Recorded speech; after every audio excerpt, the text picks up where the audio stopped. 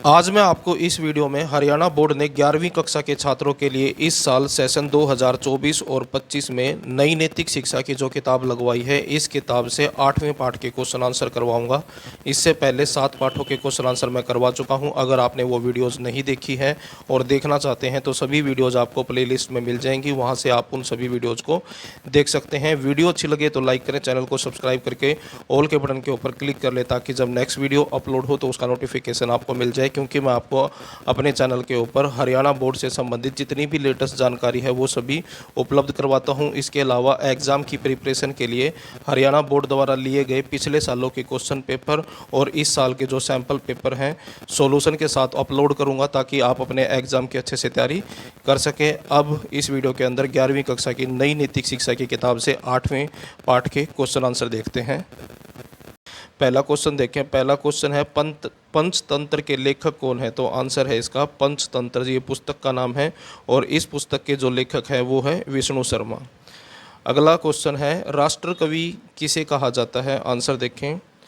जिस कवि की रचनाएं राष्ट्रीय भावना, राष्ट्रीय प्रेम आदि से ओतप्रोत होती हैं, ऐसे कवि को राष्ट्र कवि कहा जाता है। यानी कि ऐसा कवि जो अपनी रचनाओं में यानी कि अपनी कविताओं के अंदर राष्ट्रीय भावना यानी कि देश प्रेम की भावना और राष्ट्र प्रेम के बारे में लिखे, ऐसे कवि को जो है राष्ट्र कवि कहा जाता है। हिंदी भाषा के कवि मैथिली शरण गुप्त, रामधारी सिंह दिनकर, सोहनलाल द्विवेदी आदि की गणना यानी कि इनकी गिनती जो है राष्ट्र कवि के रूप में होती है। यानी कि ये सभी जो कवि हैं ये राष्ट्र कवि हैं, यानी कि इनको राष्ट्र कवि की उपाधि मिली हुई है। उसके बाद तीसरा क्वेश्चन है किन्हीं 2 सूफ़ी संतों के नाम बताओ। तो आंसर देखें। 2 सूफ़ी संतों के नाम निम्नलिखित है। पहला है ख्वाजा मईनुद्दीन चिश्ती और ख्वाजा निजामुद्दीन औलिया और तीसरा है अमीर खुसरो। उसके बाद चौथा क्वेश्चन देखें। ब्रह्म कुमारी संस्था द्वारा अमृत महोत्सव का आयोजन कहाँ किया गया? आंसर देखें।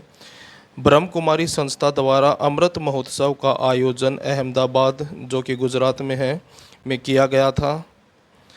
यह महोत्सव फरवरी 2012 में आयोजित किया गया। इसी वर्ष इस संस्था की स्थापना के 75 वर्ष पूरे हुए थे। यानी कि इसी वर्ष जो है इस संस्था को बने हुए 75 साल पूरे हो गए थे।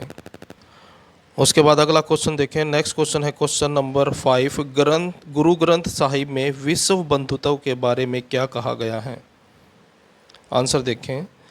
गुरु ग्रंथ साहिब में विश्व बंधुत्व के बारे में कहा गया है कि इस जगत में केवल एक ही परमात्मा है, सभी लोग उसी परमात्मा के बंदे हैं, सभी लोग एक समान यानी कि सभी लोगों को एक समान कहा गया है, न कोई आदमी भला है और न कोई आदमी मंदा यानी कि अर्थात बुरा है। उसके बाद नेक्स्ट क्वेश्चन है क्वेश्चन नंबर 6। वसुधैव कुटुंबकम का भावार्थ बताइए। आंसर देखें। वसुधैव कुटुंबकम का भावार्थ है सारी धरती एक परिवार है, यानी कि पूरे संपूर्ण विश्व को एक परिवार कहा गया है।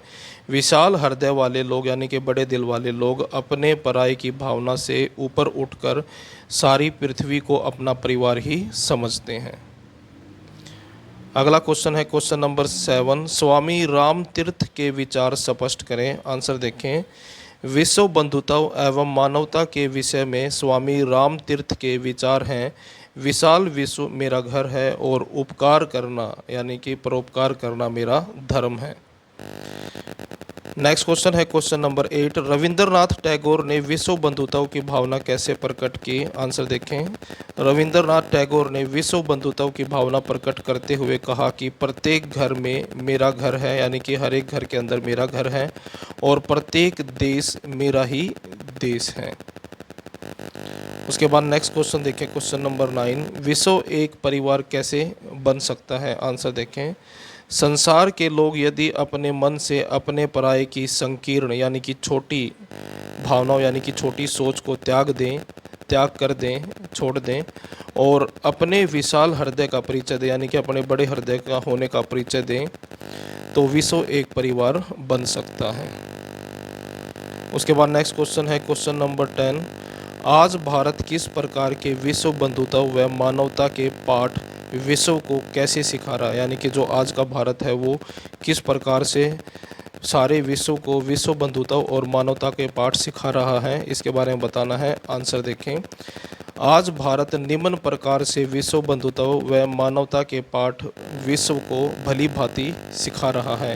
पहला है, विश्व के कोने कोने में योग का प्रचार करके लोगों के जीवन का स्तर यानी कि जो लेवल है उसको सुधारने, उन्हें स्वस्थ रखने का प्रयास भारत द्वारा किया जा रहा है। यानी कि भारत के द्वारा विश्व के सभी देशों को योग सिखाकर जिसके द्वारा लोगों के जीवन स्तर को सुधारा जा सके और लोगों को स्वस्थ रखा जा सके, ये प्रयास भारत के द्वारा किया जा रहा है।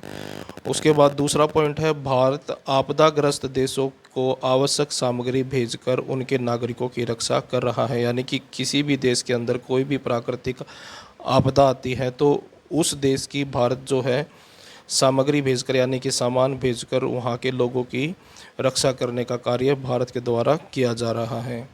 तो दूसरे देशों की भारत मदद कर रहा है। उसके बाद तीसरा है, गरीब देश के विद्यार्थियों की गुणवत्ता से युक्त शिक्षा, रोगियों को उपचार आदि की सुविधाएं भारत द्वारा प्रदान की जा रही हैं। यानी कि जो विश्व के गरीब देश हैं उन गरीब देशों के जो विद्यार्थी हैं उनकी पढ़ाई की जो गुणवत्ता है यानी कि क्वालिटी, जो शिक्षा का जो स्तर है उसको सुधारने का कार्य जो है भारत के द्वारा किया जा रहा है। और रोगियों को उपचार आदि यानी कि जो रोगी हैं उनके उपचार के लिए जो सुविधाएं हैं वो भी भारत के द्वारा उपलब्ध कराई जा रही हैं। तो इस प्रकार जो है भारत विश्व की सहायता कर रहा है। उसके बाद है MCQ वाले क्वेश्चन, एक नंबर वाले क्वेश्चन है। पहला क्वेश्चन है, किस महापुरुष को पूरा विश्व ही सियाराम में लगने लगा? यानी कि कौन महापुरुष थे जिनको पूरा विश्व ही सियाराम में लगने लगा था? तुलसीदास जी को। उसके बाद है, सूफी संतों की विशेषता है, वे मानवीय गुणों के उपासक थे। यानी कि जो सूफी संत थे वो मानवीय गुणों के उपासक थे, उनको मानते थे मानवीय गुणों को, और वे मानव में कोई अंतर नहीं करते थे। यानी कि मानव के बीच में कोई भेदभाव नहीं करते थे, वे सहानुभूति के पक्षधर थे। उसके बाद है, महाभारत के रचनाकार कौन हैं? आंसर देखें, महर्षि वेदव्यास हैं। निम्न में से कौन सूफी संत की श्रेणी में नहीं आता है? तो आंसर है इसका अल्ताफ़ हुसैन हाली, ये सूफी संत की श्रेणी में नहीं आते हैं।